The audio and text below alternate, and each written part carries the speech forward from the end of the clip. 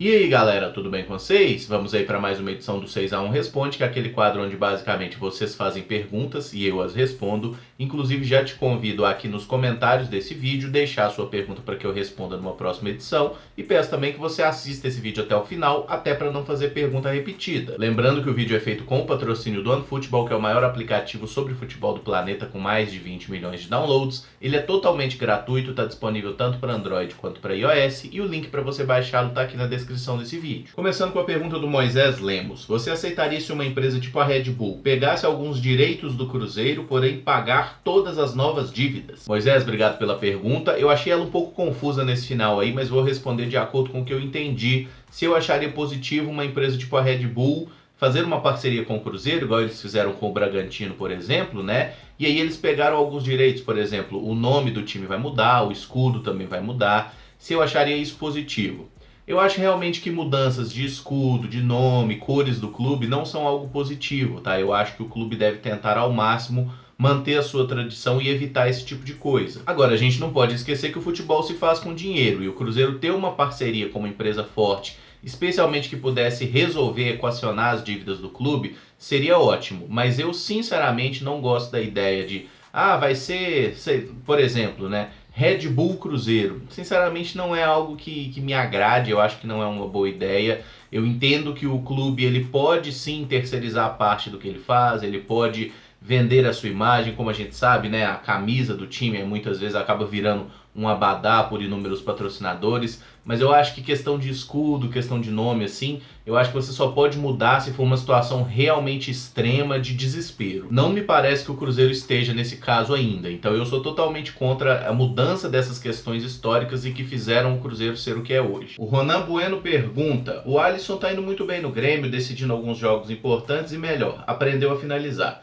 Você pensa que ele poderia ter rendido mais no nosso time? Ronan, obrigado pela pergunta. Eu acho que o Alisson ele poderia render melhor? Sim, poderia. Mas eu sinceramente acho que se ele tivesse continuado no Cruzeiro, ele não teria conseguido evoluir como aconteceu durante essa passagem pelo Grêmio. Até porque o Alisson trabalhou com o Mano Menezes, que era nosso treinador até outro dia, e o Mano meio que deixava bem claro, né, que o Alisson era aquilo ali, ele não conseguia extrair mais desse jogador. A gente sabe como a torcida do Cruzeiro é muito mais impaciente com jogadores da base do que com os medalhões. Isso não faz nenhum sentido, mas infelizmente é uma verdade. Então o pessoal pegava muito no pé do Alisson, ele era um jogador que demorou, né? O pessoal criou muita expectativa quando ele surgiu, até por causa das lesões ele não conseguiu explodir como se imaginava. E eu acho que a saída do Cruzeiro foi boa pro Alisson, ele estava extremamente estagnado. Se você pega, por exemplo, o Alisson de 2015 e o Alisson de 2017, era exatamente o mesmo jogador no Cruzeiro. E em pouco mais de um ano lá no Grêmio ele evoluiu muito mais, ele passou a jogar em outra posição. No Cruzeiro ele jogava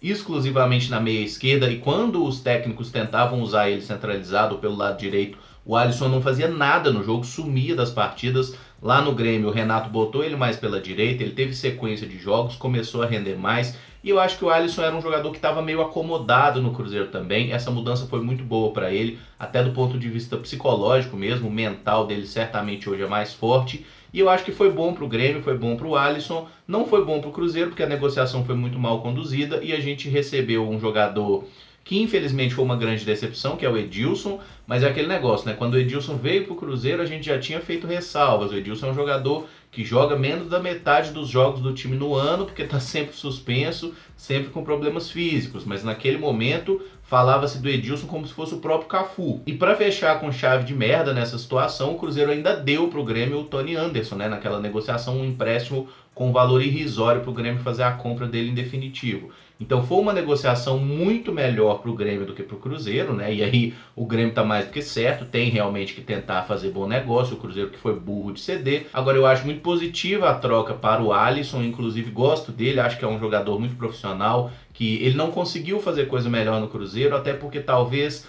a mentalidade do clube ali não era ideal para ele precisava de alguém para dar uma sacudida nele, para ver se ele conseguia sair daquela zona de conforto, e acho que foi muito bom para ele enquanto jogador profissional torço pelo sucesso dele. Talvez um dia no futuro ele volte, porque ele sempre mostrou ter muito carinho com a camisa do Cruzeiro, com a instituição em si. O César pergunta: seria uma boa todos os sócios do clube terem direito de votação à presidência da instituição? César, obrigado pela pergunta. Essa é uma coisa que eu tenho batido insistentemente na tecla, na necessidade do Cruzeiro se popularizar e se tornar um clube democrático. É claro que é impossível, né, que 8, 9 milhões de torcedores votem para presidente de um clube. Mas o sócio do futebol, né, que é um número reduzido, é um número hoje aí menos de 50 mil pessoas, essas pessoas que estão ali dando dinheiro para o clube, contribuindo ali com parte dos ganhos de sua vida pelo clube, eles têm que ter direito a voto. E aí a gente olha modelos de outros clubes, né? Tem lá os conselheiros que têm um voto com um peso maior, tipo assim, um conselheiro benemérito tem peso 2, o outro tem peso 3. Mas o sócio do futebol, ele tem que votar, porque ele é parte dessa organização chamada Cruzeiro Esporte Clube. Então ele tem que ter direito a voto, até para que a gente não seja refém, como está sendo agora, né, de um grupinho. Porque infelizmente o Cruzeiro foi aparelhado, tem relato de pessoas que trabalharam lá dentro do Cruzeiro que dizem isso, que os caras já chegaram lá enfiando parente em tudo quanto é lugar, em cargo de base, em time principal. Então, infelizmente, o nosso clube virou cabide de emprego. Hoje a gente não tem meios legais para fazer nada, porque o conselho também, em sua maioria, apoia esse presidente, porque recebe suas benesses aí. E por mais que a gente saiba que não existe nenhum modelo político que seja perfeito, né,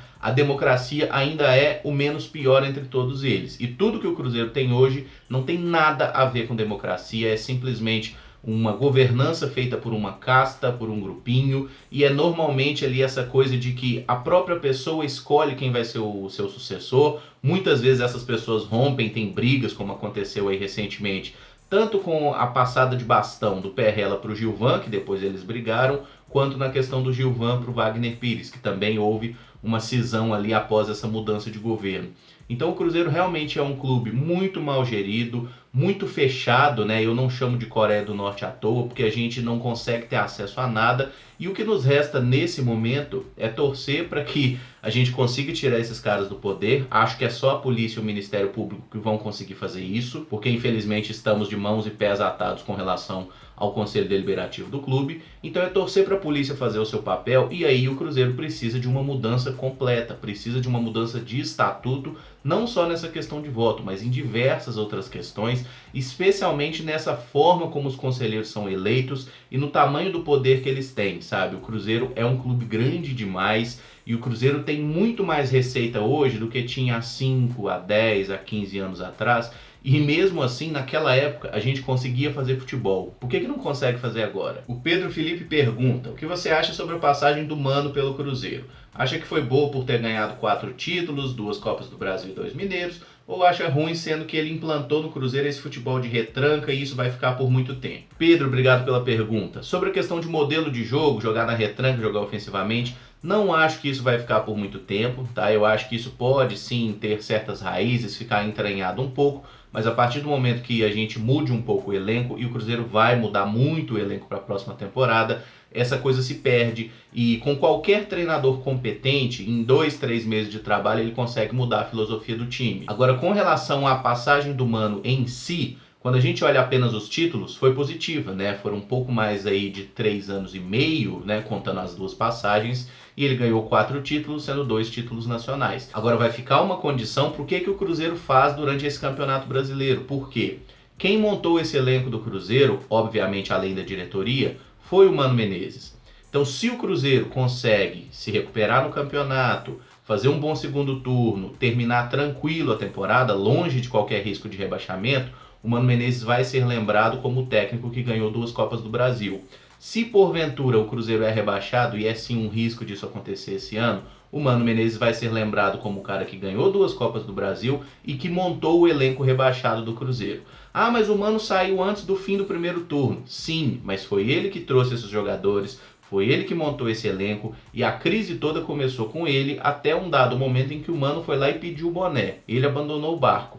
Eu até acho que tinha que sair mesmo, né? E como a diretoria não tinha culhão para mandar ele embora, pelo menos ele teve essa decência, essa autocrítica de pedir a demissão. Agora, essa reta final de temporada vai dizer muito de como a gente enxergará Mano Menezes no futuro. Porque, sinceramente, se o Cruzeiro for rebaixado, o Mano Menezes vai ter muito mais culpa do que o Rogério ou de qualquer outro treinador que porventura vier, porque a gente sabe, né, que se o Cruzeiro continuar nessa crise em zona de rebaixamento, daqui a pouco vão mandar o Rogério embora e trazer outro técnico. E eu não quero que mandem o Rogério embora, eu estou apenas fazendo uma projeção de como os clubes agem em momentos de crise, eu acho que todo mundo entendeu. E espero de verdade que o Cruzeiro consiga se recuperar nessa reta final de campeonato, até para que a memória do Mano Menezes seja preservada. Conseguiu boas coisas por aqui, mas também cometeu seus erros, não foram poucos, especialmente nessa temporada, e todos ali têm culpa, né? Não tem ninguém inocente nessa história, mas no geral, se fosse para falar hoje, a passagem do Mano foi boa ou ruim, eu acho que foi boa, porque 2 títulos de Copa do Brasil valem muita coisa. O Luan Carvalho pergunta: o que adianta um clube pôr a molecada para jogar e os vender mal? Luan, obrigado pela pergunta. Concordo que o Cruzeiro vende muito mal seus jogadores da base, mas vou me focar na primeira parte da sua pergunta.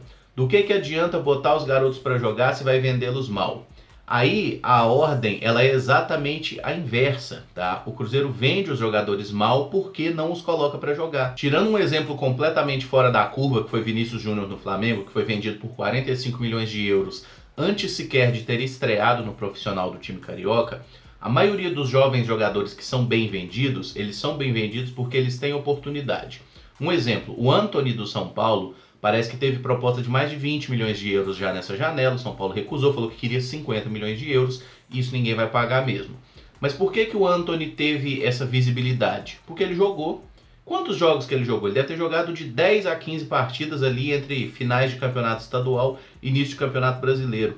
E na minha opinião, nem tá jogando tão bem assim. Ele marcou uns 2, 3 gols e tal, mas não é nenhum fenômeno, não é um Ronaldo, não é. Ele é um bom jogador, é um menino que tem muito a evoluir, mas é uma promessa. A questão é, o time europeu vê um grande brasileiro botando para jogar um menino de 17, 18 anos, dando sequência para esse garoto, eles olham e falam: esse cara tem potencial. Até porque os clubes europeus enxergam muito melhor os jogadores do que os nossos clubes. Então eu digo isso até com uma certa incredulidade, mas provavelmente o pessoal de análise de desempenho, de observação de mercado, de um Barcelona, de um Real Madrid, de um Manchester City, desses clubes que têm muito dinheiro na Europa, eles provavelmente conhecem melhor os jogadores da base do Cruzeiro do que a própria comissão técnica do Cruzeiro e do que o próprio pessoal da base do Cruzeiro, porque questão de dados, de estatísticas, de softwares, tem muita coisa no meio do futebol de tecnologia que a gente nem sabe que existe, mas que esse pessoal, né, dos grandes clubes já tem acesso a isso e os caras usam sem dó. É até engraçado que eu tenho aqui o quadro de olheiro, né, mas essa coisa do olheiro, do observador, esse negócio ficou no passado, gente. As pessoas não vão até um estádio ver um menino jogando para ver se ele é bom ou ruim. O acompanhamento é feito dia após dia, treino após treino, jogo após jogo. Existe um acompanhamento muito grande e os clubes europeus principalmente, eles não contratam um jogador sem saber que jogador é esse. Mas eu entendo que para a gente inverter essa relação e começar a vender bem os jogadores, a necessidade é muito simples. Bota os garotos para jogar, dá sequência para eles, que eles certamente vão evoluindo, vão amadurecendo, e aqueles que se destacarem mais certamente serão alvo aí dos grandes clubes europeus e virão propostas boas. Agora, se os meninos só ficarem na base, não tiverem oportunidade ou só ficarem treinando no elenco principal, como a gente viu isso acontecer com vários garotos nos últimos anos, aí ninguém vai ser vendido, ninguém vai valorizar e ninguém vai jogar bem pelo Cruzeiro, que é o mais importante, né? A gente não revela o jogador só para vender, a gente revela o jogador para que ele jogue por aqui. E aí tem até um pouquinho de culpa da torcida também, que tem que começar a ter mais paciência com os garotos. O Marco Aurélio Galvão pergunta: você não acha que em vez de contratar jogadores de velocidade, seria melhor dar chance ao Marcelo, Laércio e Judivan? Marco, obrigado pela pergunta. Esses jogadores entram bem no que eu acabei de falar, né, da pouca paciência da torcida com jovens jogadores e na necessidade de persistir com esses caras e dar oportunidades. A gente tem que considerar também que Marcelo, Laércio e Judivan são jogadores que tiveram empréstimos durante essa temporada 2019 e não renderam, né? O Laércio jogou algumas partidas no Ipatinga, não foi tão bem. O Marcelo no Vitória, pelo que eu vi, só jogou uma partida pelo time principal, tem atuado mais pelo Sub-23 do Vitória. E o Judivan vinha jogando a Série C, até conseguiu marcar alguns gols, teve sequência, o que é muito importante para alguém que viveu tantos problemas de lesão e agora foi novamente emprestado para jogar a Série B. Talvez algum desses jogadores, ou até todos eles, façam parte do elenco do Cruzeiro na próxima temporada, porque eles têm contrato longo, né, por mais alguns anos, e são jogadores que têm uma utilidade. A questão é que o Cruzeiro embarcou numa mania de grandeza, numa megalomania tão absurda nos últimos anos, que qualquer jogador que não desse bem no primeiro jogo já era vaiado pela torcida, a diretoria já tratava como não prestava, e isso foi extremamente nocivo para o clube. Mas como agora o momento é de extrema dificuldade financeira, provavelmente todos os medalhões vão picar a mula no ano que vem, o Cruzeiro vai ter que se virar com jogadores jovens, com jogadores mais baratos, e esses atletas, eu acho que o nosso treinador, especialmente se for o Rogério Ceni, é um cara que vai precisar olhar para esses garotos com carinho e enxergar o talento que eles têm, porque assim, nenhum jogador fica 5, 10 anos na base de um clube se ele não for bom, gente, sabe? A rotatividade numa categoria de base, ela é muito grande. Ah, mas tem coisa de empresário. Sim, existe coisa de empresário, mas só ficando no exemplo do Marcelo. Ele é um moleque que veio para a base do Cruzeiro, se eu não me engano, com 11 anos. O cara tem 10 anos de Cruzeiro, né? Ele teve uma passagem, uma saída por empréstimo para Ponte e teve uma saída por empréstimo para o Vitória. Mas o cara tem 10 anos de Cruzeiro. Será que ele ficou 10 anos jogando na base do Cruzeiro, quase sempre como titular, pegou seleção de base, jogou sul-americano e tudo mais? Ele fez tudo isso se ele não tivesse nenhuma qualidade? Já no caso do Laércio, é um garoto que veio no último ano de base, né, emprestado pelo Salgueiro, time de Pernambuco, jogou muito bem na temporada 2018 na base do Cruzeiro, mas acabou que nessa transição para o profissional não deram uma oportunidade para ele. Teve esse empréstimo desastroso para o Ipatinga, né? As inversão do Itair Machado. É claro que não ia dar em nada, porque o time do Ipatinga é horroroso, não tem estrutura nenhuma, e o Cruzeiro acabou aí queimando, de certa forma, vários jogadores. E agora tem essa questão do Judivan, que aí o problema me parece ser muito mais físico. E eu sinceramente acho difícil que ele recupere aquela velocidade, aquele ímpeto que ele tinha no início da carreira, que era o diferencial dele, né? O Judivan era um jogador muito corajoso, muito rápido, nunca foi um primor tecnicamente, mas era um jogador muito arisco, que conseguia passar pelos seus adversários. Se o Judivan conseguir se adaptar, né, mesmo com alguma limitação que tenha ficado na parte física, eu acho sim que ele pode ser útil ao Cruzeiro. E eu entendo que nesse momento o Cruzeiro precisa de gente que goste do clube. E o Judivan é outro exemplo, assim como o Marcelo, que chegou no Cruzeiro criança, fez todo o processo de formação no clube e tem bastante talento, não à toa estava jogando aquele Mundial Sub-20 e era o grande destaque da seleção brasileira, formando uma dupla de frente ali com o Gabriel Jesus. E para fechar e tentar responder a sua pergunta, se for para contratar jogadores pouco conhecidos ou jogadores que mal se destacaram em Série B, eu prefiro apostar nesses sim, tá? Eu não acho que sejam jogadores ruins, acho que são jogadores que podem ter uma sequência e, com sequência, eles vão evoluir. Agora, a gente não pode continuar tratando os jovens jogadores como a solução, né? Até porque os jogadores que estão ganhando aí 1 milhão por mês, 500 mil por mês, esses deveriam ser a solução e infelizmente a gente tem visto eles se esconderem no momento de dificuldade. E por fim o Denner Freitas pergunta: qual seria seu sentimento se o Cruzeiro caísse? Você surtaria? Denner, obrigado pela pergunta. Cara, sinceramente, eu espero nunca ter uma resposta certa para isso, espero que o Cruzeiro nunca seja rebaixado, mas entendo que seu questionamento é pertinente devido à dificuldade que a gente vive. Sobre a questão de surtar, sinceramente eu acho que não seria do meu feitio, eu tento manter a cabeça mais tranquila nesses momentos de dificuldade, porque a gente entrar na onda de desespero não vai resolver nada e normalmente piora as coisas. Agora, se porventura o Cruzeiro for rebaixado, seja por desempenho em campo, seja pelas irregularidades que a diretoria cometeu, eu acho que não há outra solução que não seja tentar limpar o clube dessas pessoas que estão sujando o nome da nossa instituição, do clube que a gente ama, e tentar reerguê-lo, sabe? Eu entendo que o torcedor de verdade, ele se forja no momento de dificuldade. É claro, né, a gente sempre quer título, a gente sempre quer comemoração, mas a gente tem que entender que a partir do momento que o clube não foi bem administrado, cometeu muitos erros dentro e fora de campo, é possível sim que a gente vá sofrer por isso. Mas isso não é justificativa para se largar o clube, cara. Quando você escolhe um clube de coração, você vai torcer por aquele clube desde o dia que você se iniciou como torcedor até o dia que você morrer, tá? Não existe opção de desistir, não existe mudar a casaca. Se você tem caráter, se você tem vergonha na sua cara, você não tem direito de mudar de time. Essa é a minha opinião. Eu sei que tem casos isolados, pessoas, torci por um time na infância, depois mudou, mas enfim, eu só acho que você, velho, formado, tendo sua cabeça no lugar, não existe a hipótese de mudar de time, não existe a hipótese de abandonar o seu time. Talvez você consiga em determinado momento não se afetar tanto pelos fracassos do seu time. Isso é algo que eu gostaria muito de aprender. Eu sei que tem gente que consegue. Infelizmente não é o meu caso. Se o Cruzeiro perde, eu realmente fico muito para baixo. Essa fase que o Cruzeiro vive, assim, a minha vida pessoal tá uma bosta, porque eu realmente não consigo separar, né, essa parte do futebol de outros capítulos da vida. Mas eu não acho que seja caso de surtar, não é caso de entrar em desespero, de se matar. Não, não é isso, cara. Eu acho que é muito simples. O rebaixamento ele faz parte da história de muitos clubes brasileiros, inclusive alguns clubes grandes. Espero que o Cruzeiro nunca experimente isso, mas se porventura acontecer, não tem outra solução. É abraçar o time e fazer o possível para reerguê-lo. Eu peço inclusive que você aí nos comentários deixe a sua opinião e me responda também o que você faria se porventura o Cruzeiro fosse rebaixado, se rolasse aí esse pesadelo, né? Enfim, vamos começar a pensar sobre isso. Infelizmente é um risco muito real nessa temporada, mas opina aí nos comentários, acho que é uma discussão interessante para a gente abrir, e deixa também nos comentários sua pergunta para a próxima edição. Se gostou do vídeo, deixa o like e também se inscreve no canal caso ainda não seja inscrito, beleza? Muito obrigado por acompanhar, um abraço e até o próximo vídeo. Valeu!